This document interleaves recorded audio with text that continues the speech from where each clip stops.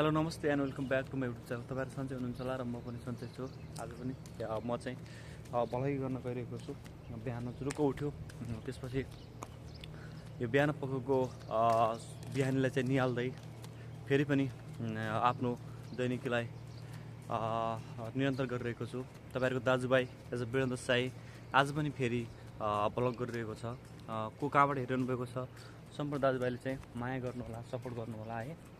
किनभने हामी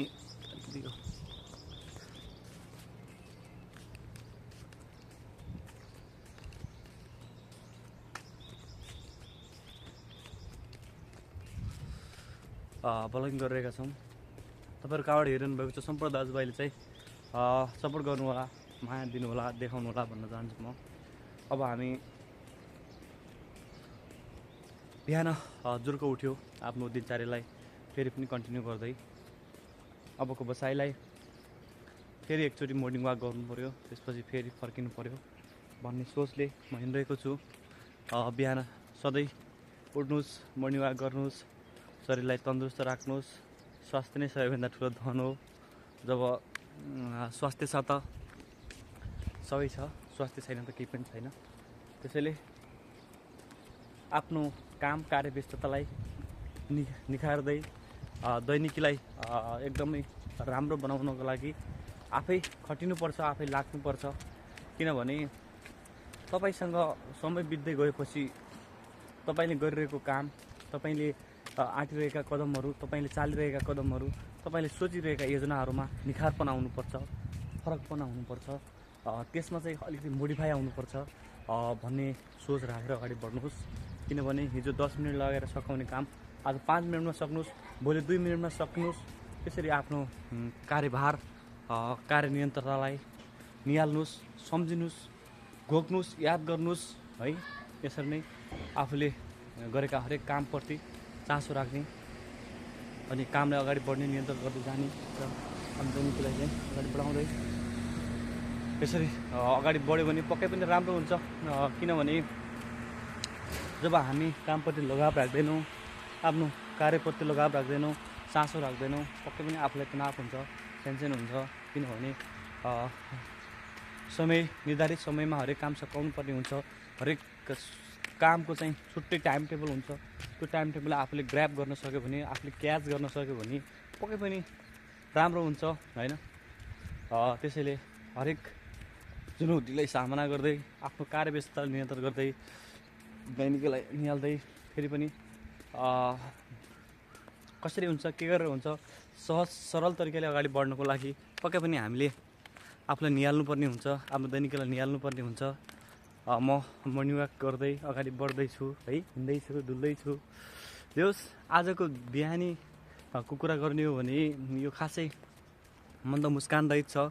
यहाँ अलिकति घाम लागेको छैन, पानी पर्ला जस्तो। यसरी भन्ने हो भने सधैँ यो तपाईँको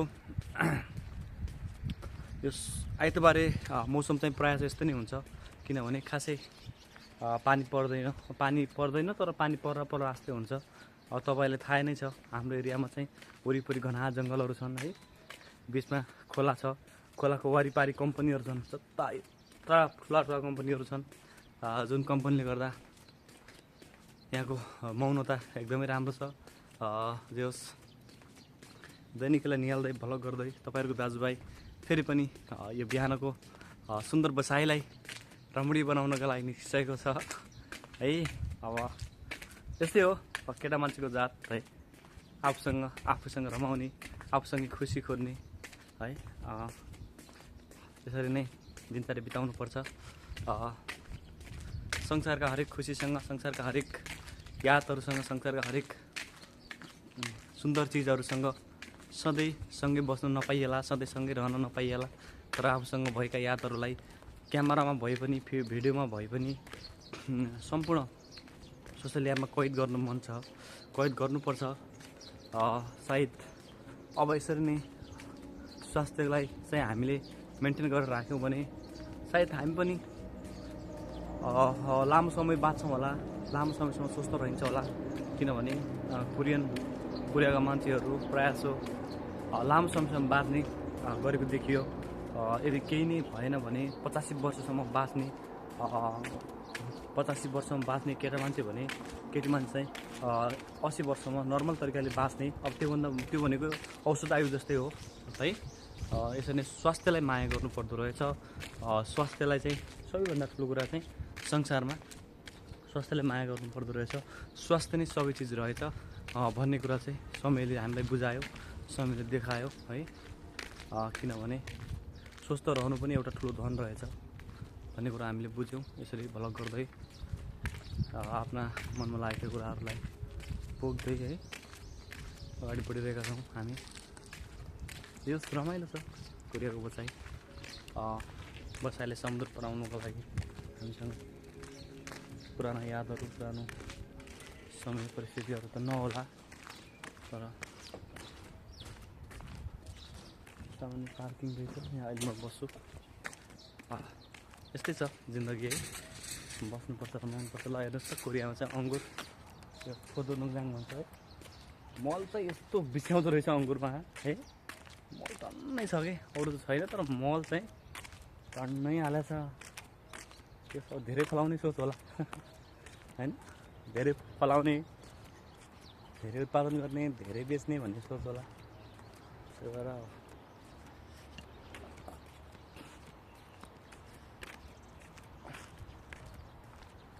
कम्पनीबाट अलिकति टाढा आइसकेको छु म।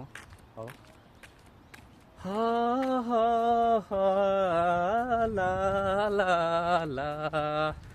हाँस्नुहोस्, खुसी हुनुहोस्, रमाउनुहोस्। जिन्दगी भनेको जसले गर्यो, जसले चाह्यो, जसले बनायो, जसले दुःख गर्यो, जसले सङ्घर्ष गर्यो त्यही व्यक्तिको जिन्दगी हो, त्यही व्यक्तिको समय हो है। हेर्नुहोस् त म पुलमा छु अहिले, माथि जङ्गल हेर्नुहोस् त, यति राम्रो छ नि जङ्गल हेर्नुहोस् त। सरर कति राम्रो छ है। राम्रो राम्रो राम्रो छ सबै कुरा। फिजिकल गर्न नछोड्नुहोस् है दाजुभाइहरू, फिजिकल गर्नुपर्छ, फिजिकल गर्नुपर्छ। अब रमाउनुपर्छ, रमाइलो गर्नुपर्छ।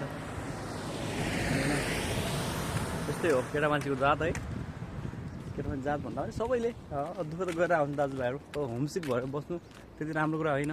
किनभने आफूलाई निहालेर हेर्ने हो भने, आफूलाई फ्ल्यासब्याक गर्ने हो भने पक्कै पनि सुन्दर चिजहरू छन्, सुन्दर अवसरहरू छन्, सुन्दर चाहनाहरू छन्। त्यो चाहनालाई चाहिँ हामीले ग्र्याब गर्नुपर्छ, रमाउनुपर्छ है। खुसी छैन मेरो मन। हेर्नुहोस् त यो कोरियाको यो कृषिको चमत्कारी हेर्ने हो भने पक्कै पनि स्वर्गको भन्दा ठुलो। अब स्वर्ग त थाहा छैन है, तर एकदमै राम्रो छ, नमुना छ, क्वालिटी छ है। अनि जति दुःख गर्छन् त्योभन्दा बढी लाभ लाग्छ तिनीहरू होइन। तर सिस्टमले दुःख गर्ने हो भने, प्रविधिलाई सम्हालेर दुःख गर्ने हो भने, प्रविधिलाई अँगालेर दुःख गर्ने हो भने, प्रविधिलाई पछाएर दुःख गर्ने हो भने पक्कै पनि धेरै राम्रो छ। दुःखको जति दुःख गरिन्छ त्यसको 2 गुणा 3 गुणा उनीहरूले लाभ लग्छन्। अनि यहाँको बजारीकरण पनि एकदमै राम्रो छ है। यो फोदोनुङजाङ हेर्नुहोस् है कति ठुलो छ। आँखाले भ्याइन हेरेर पनि भ्याइन धेरै छ। सायद त्यहाँ विदेशी कामदार पनि छन् होला। यदि कोही कोरियन भेटियो भने म बोल्छु, त्यहाँ नेपाली कामदारहरू छ, विदेशी मान्छेहरू छ भन्ने म सोध्छु है त। हुनु पर्यो किनभने त्यस हावापानी पनि ठिकै छ यहाँको है, ठिकै छ। अब आफूलाई सम्हाल्नै पर्यो त। हामी यो ठाउँमा छौँ र राम्रै चलेको छ। भोलि के होला कस्तो होला त्यो आफ्नो ठाउँमा छ। तर हामी जुन ठाउँमा भए पनि आफूले रहन्जेल बस्नुन्जेलसम्म यो ठाउँलाई माया गर्नुपर्छ। यो ठाउँसँग लगाव लागिसक्यो। करिब 9 महिना बित्यो है। अस्ति सेप्टेम्बर लगभग तपाईँको यो मे 24मा चाहिँ हाम्रो 9 महिना बितिसक्यो। अब हाम्रो 9 महिनामा अब 6 महिना 8 गते भयो आज कोरियाको। अब 9 महिना 24 गते चाहिँ हाम्रो 1 वर्ष पुग्छ कोरिया आएको। कम्पनीमा आएको 28 गते 1 वर्ष पुग्छ। सेप्टेम्बर 28मा हाम्रो 1 वर्ष पुग्छ है। जोस् खुसी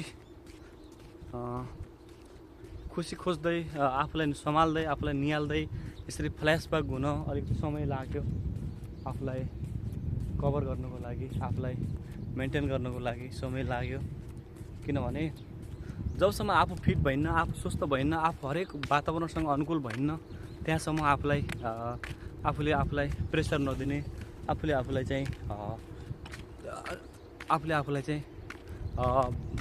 वायत कुरामा चाहिँ तनाव नदिने भन्ने सोच थियो त्यसैले मैले भिडियो ब्लगिङहरू गर्न छोडेँ हैन आफूलाई कसरी हुन्छ पहिलेकै अवस्थामा ल्याउन कभर गर्नको लागि आफूलाई सोचेँ आफूले केही समय लगे र अब समय बित्दै गइसकेपछि फेरि तपाईँहरूको दाजुभाइ त्यही लेभलमा आइसक्यो आफूलाई सबै कुरा बलियो बनायो के गर्नुहुन्छ के गर्नु हुँदैन के गर्दा राम्रो हुन्छ के गर्दा नराम्रो हुन्छ र कसरी अगाडि बढ्ने लाइफस्टाइललाई कसरी सम्हाल्ने अगाडि बढ्ने भन्दै है अगाडि बढियो लाग्यो अहिले धेरै राम्रो छ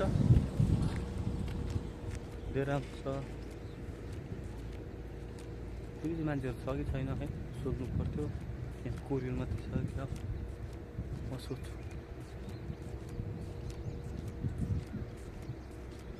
भित्र काम गर्ला अब त्यहाँ गएर सोध्ने कुरो भएन वन्सल कम्पनी है हेर्नुहोस् त यो वन्सल कम्पनी हो यो देख्ने यति ठुलो छ यो पनि बारेमा चल्ने कम्पनी हो वन्सल भनेको केमिकलको कम्पनी हो यो है हेर्नुहोस् त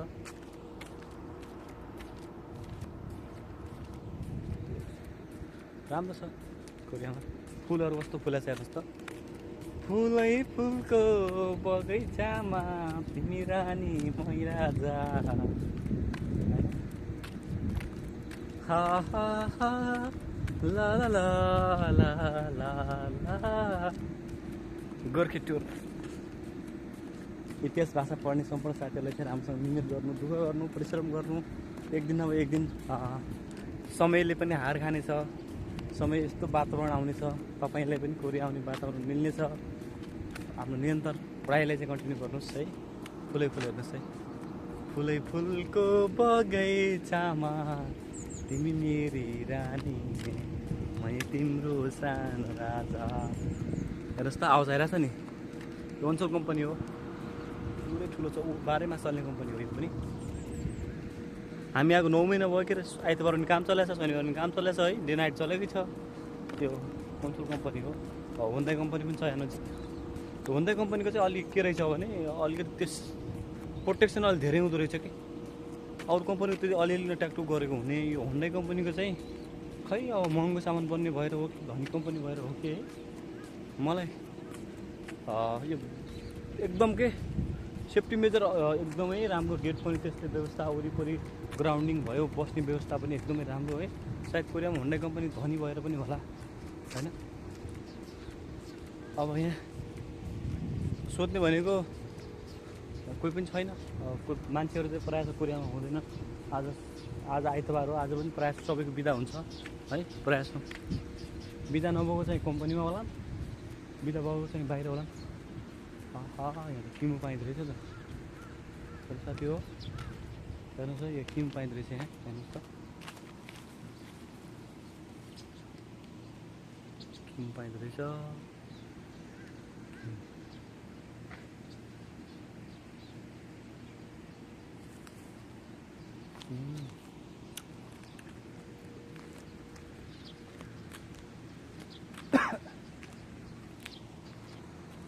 किम पाइँदो रहेछ आहा खा कति मिठो है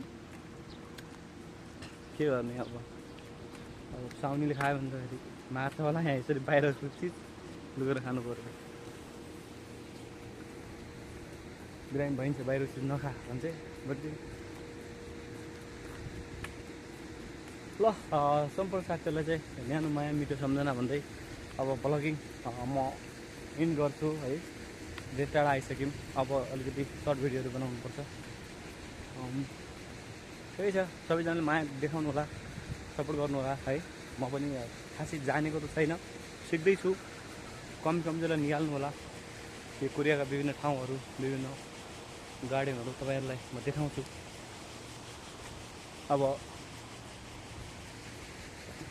अब यसरी नै भ्लग गर्छु म प्रायः दैनिकी आफ्नो दिनचर्यालाई यसरी नै म सबैजना अस्त व्यस्त पार्छु हेर्नुहोस् त यहाँ पानीलाई चाहिँ ड्याम गरेको क्या यो तपाईँको बर्खामा चाहिँ यहाँ सिँचाइ गर्नलाई पनि भयो। बर्खातिर चाहिँ खोला आयो भने त्यसले चाहिँ धेरै क्षति नपुर्याओस् भनेर पनि हो। पारी हेर्नुहोस् है, होन्डा कम्पनी हो यो।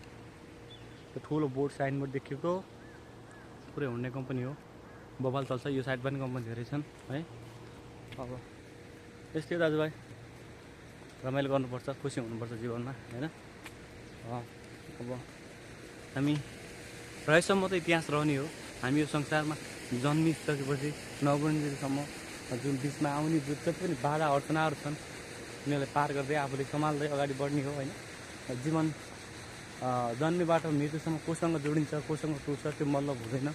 तर आफ्नो जुन अमूल्य समय हामीले कसरी व्यतीत गऱ्यौँ, कसरी बितायौँ त्यो सबैभन्दा महत्त्वपूर्ण हुने रहेछ जीवनमा। अहिले 24 वर्ष ल 25 वर्ष पुग्न लागिसकेँ म। यो 25 वर्षको उमेरमा आफूलाई धेरै कुरा निहाल्न पाएँ। धेरै चुनौतीसँग चाहिँ आफूले सामना गर्नु पर्यो। खुसी लाग्छ किनभने जीवनसँग लड्दै आफ्नो कार्यव्यस्ततालाई व्यतीत गर्दै नयाँ पाठहरू सिक्दै अगाडि बढ्ने अवसर मिल्यो। खुसी लाग्छ है। सम्पूर्ण दाजुभाइ चाहिँ माया छ भन्दै आजको भ्लग यति नै अन्त्य गर्छु। अर्को भ्लगमा भेट्नुपर्छ। सबैजनालाई नमस्ते, मिठो माया सम्झना छ है त।